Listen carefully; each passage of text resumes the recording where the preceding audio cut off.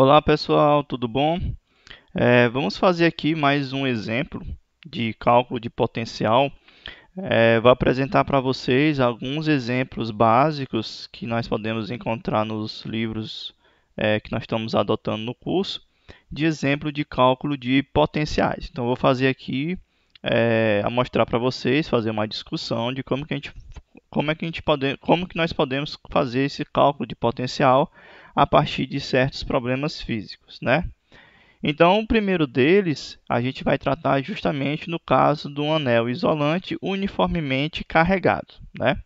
Esse primeiro caso, a gente vai considerar um anel, apenas uma distribuição uniforme sobre esse anel. Consequentemente, nós vamos tratar o anel como sendo uma distribuição linear, sem nos preocuparmos em relação à espessura ou volume, apenas em termos de comprimento, e calcular aí o potencial em um ponto que passa pelo eixo desse anel. Então, nesse primeiro caso, esse primeiro exemplo, vamos considerar um anel de largura muito pequena, que nós podemos desprezar a priori, no qual todos os pontos são equidistantes de um ponto P localizado no eixo do anel, ou seja, um eixo que vai passar justamente no centro do anel. Vamos considerar como sendo Q a carga total desse anel. Então, consequentemente, nós temos essa configuração. Nós vamos ter um anel de raio ρ e eu quero calcular o potencial devido a este anel uniformemente carregado justamente nesse ponto P. Esse ponto P está a uma distância z do centro do anel e todos os pontos deste anel estão justamente a uma dada distância r desse ponto. Vamos adotar aqui como sendo z chapéu na mesma direção aqui positivo, ou seja, o ponto está no sentido positivo do meu eixo, que eu vou adotar. E a gente vai considerar aqui um elemento de carga justamente influenciando o potencial neste ponto. A gente vai considerar a contribuição desse elemento de carga com o dado comprimento dl e calcular o potencial desse ponto. E depois a gente pode usar o princípio da superposição e fazer um somatório da contribuição de toda a contribuição de toda uma distribuição de cargas sobre o comprimento desse anel. Então, para esse infinitésimo de carga, ele é dado em termos de uma densidade linear vezes o comprimento, onde essa densidade linear nada mais é do que a carga total desse meu anel dividido por o seu comprimento. Devemos aqui ressaltar que a densidade linear de carga nada mais é carga por unidade de comprimento. E, consequentemente, como nós estamos tratando de um problema de simetria, podemos dizer assim, polar, a gente vai utilizar como parâmetro do nosso dl, do nosso elemento de comprimento, em termos de coordenadas polares. Então, em termos de coordenadas polares, nós temos que dl pode ser dado como sendo ρ dθ, tá certo? Isso aqui dá para a gente deduzir, é muito simples. Basta a gente pegar um comprimento infinitesimal dl e a gente vê que, usando aqui um simples fato que vai gerar aqui um ângulo dφ nesse mesmo plano onde está o anel, e a gente pode usar aquela relação trigonométrica de que esse meu comprimento aqui, essa minha distância dl, vai ser nada mais do que o produto do ângulo com o raio, tá certo? Então, nós temos o seguinte, vamos usar então o potencial devido a uma distribuição de cargas, que a gente sabe que vai dar em termos de uma integral do elemento de carga dq sobre r, né? Como nós vamos tratar sobre uma distribuição, tem-se o somatório e, consequentemente, nos levará a uma integral de Riemann. Isso aqui vai ser igual a 1 sobre 4πε0 da integral de 1 sobre r dq, que é justamente lambda dl. Aí eu faço aqui a substituição.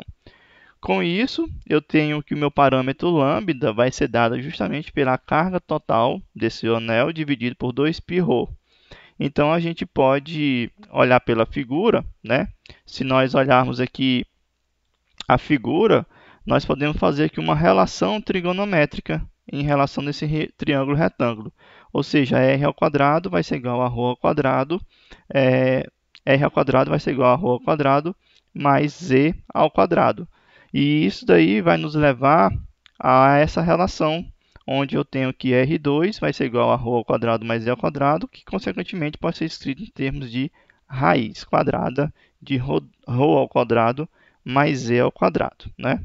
Então, com isso, nós temos o quê? Substituindo esses dados na minha expressão, eu vou ter que o meu potencial é 1 sobre 4πε0 multiplicado pela carga, dividido por 2π.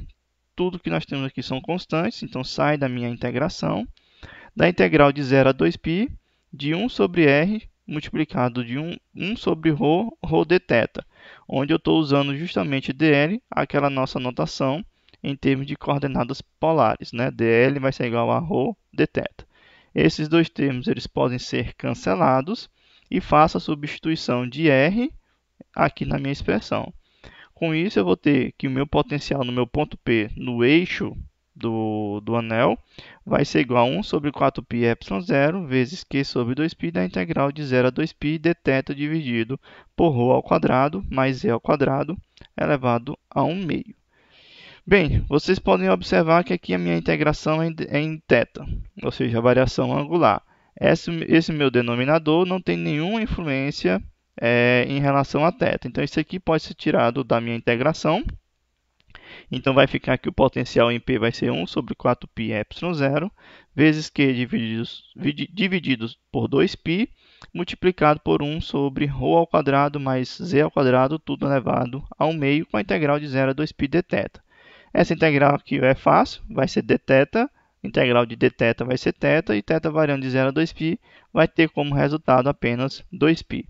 Podemos cancelar esses termos e chegar à nossa expressão do potencial no meu ponto P, localizado no eixo que passa pelo centro do anel uniformemente carregado. Então, o nosso potencial devido a esse anel vai ser igual à carga total Q, dividido por 4πε0, que multiplica ρ ao quadrado, que é justamente o raio do anel, mais z ao quadrado elevado a 1 meio, que é a distância do centro ao ponto que nós estamos estudando. Da mesma forma que nós analisamos o problema do dipolo elétrico, onde nós fizemos toda a discussão de como calcular o dipolo, a gente no final chegou numa expressão tanto em coordenadas cartesianas quanto em coordenadas polares para o potencial e extraímos a partir do potencial o campo elétrico. Então, de forma análoga, a gente pode calcular o campo elétrico nesse ponto a partir do potencial. E vamos ver se chegamos à mesma expressão quando nós calculamos nos capítulos anteriores, utilizando a lei de Gauss, o campo elétrico devido a um anel uniformemente carregado. Então, como nós já vimos, o cálculo do campo vai ser dado por menos o gradiente do potencial. O potencial nós já temos. O nosso gradiente em termos de coordenada dx, dy, dz é x, y e z. No entanto, a gente vê que, como nós estamos calculando apenas num ponto sobre o eixo z, as contribuições em x e em y vão ser nulas.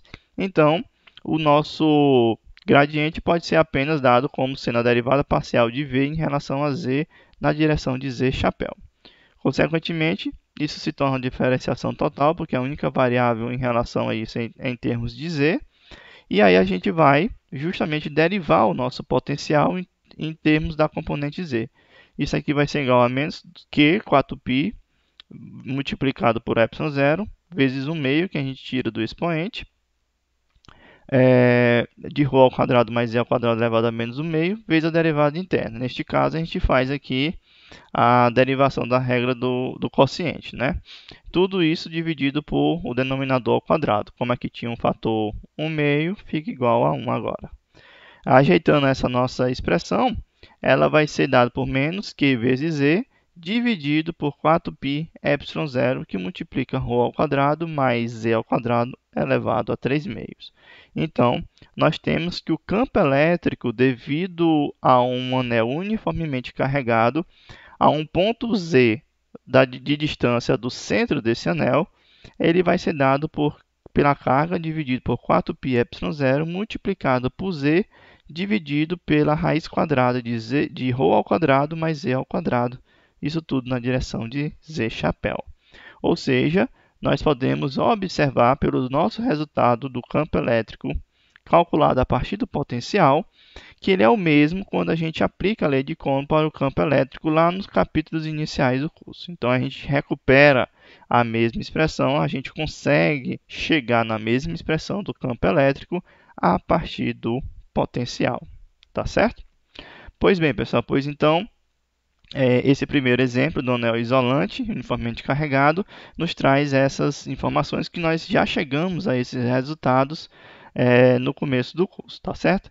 E aí eu vou simplesmente fazer outros modelos, vou tratar aqui com vocês outros exemplos para que vocês elucidem melhor sobre esse cálculo de potencial, tá bom?